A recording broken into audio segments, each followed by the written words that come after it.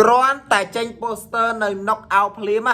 ខាងថៃគេកំពុងតែចាំសើចយើងមែនតើសើចគុណខ្មែរយើងបាទសើចត្រង់ថាតើអេអាមេរិកនេះតាមខ្សែក្រវ៉ាត់ពីដែនសយ៉ាមបានដែរឬអត់បើទោះបីជាឈ្នះដែនសយ៉ាមហើយក៏ពិតមែនប៉ុន្តែការប្រកួតនេះខាងថៃគេផ្ដល់ក្តីសង្ឃឹមឲ្យដែនសយ៉ាមច្រើនណាខ្ញុំជឿថាទី1គេម្ចាស់ខ្សែក្រវ៉ាត់នៅ knock out បាទគេផ្ដល់ក្តីសង្ឃឹមថាគេជាម្ចាស់ខ្សែក្រវ៉ាត់គេមានអត្ថភាពបាទគេមានអត្ថភាពព្រោះបងប្អូនដឹងហើយការដែលខ្លាយខ្លួនទៅជាម្ចាស់ខ្សែក្រវ៉ាត់នេះវាយបន្ទុបបន្ទីបតុងគ្នាគឺពិបាកឈ្នះម្ចាស់ខ្សែក្រវ៉ាត់មែនតើបាទពិបាកឈ្នះដូច្នេះគេផ្ដល់ក្តីសង្ឃឹមឲ្យដែនសយ៉ាមទី2គឺគេបានត្រៀមលក្ខណៈរួចរាល់ហើយប៉ុន្តែខ្ញុំអត់ដឹងថាតើអេអាមេរិកយ៉ាងម៉េចទេប៉ុន្តែខ្ញុំជឿថា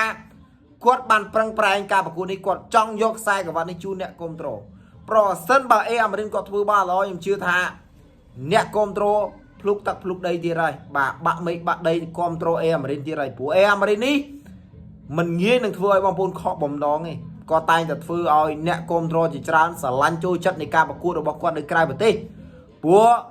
គាត់ដូចជាអត់ចាញ់ច្រាបទេបាទហើយយើងក៏មិនអាចមើលងាយដែនសយ៉ាមបានដែរបាទដែនសយ៉ាមនេះគ្រប់គ្នាសុទ្ធតែបានដឹងហើយការប្រកួតរវាងដែនសយ៉ាមនិងអេអាមេរិក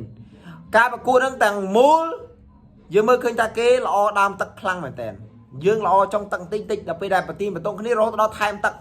ការថែមទឹករបស់នៅសង្វៀន knock out ខ្ញុំមាននិយាយថាគឺពិបាកមែនតើអញ្ចឹងគេក៏មិនអន់ដែរបាទគាត់ថាការប្រកួតនៅទឹកទី4អេអាមេរិកហាក់ដូចជាចាប់ចំណុចខ្សោយរបស់ដែនសយ៉ាមបានឬក៏និយាយថាជាការធ្វើប្រហែស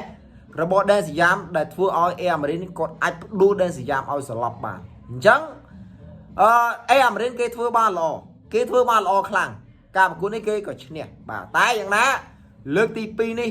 កុំតាន់អាគិតកុំតាន់អាគូសំខាន់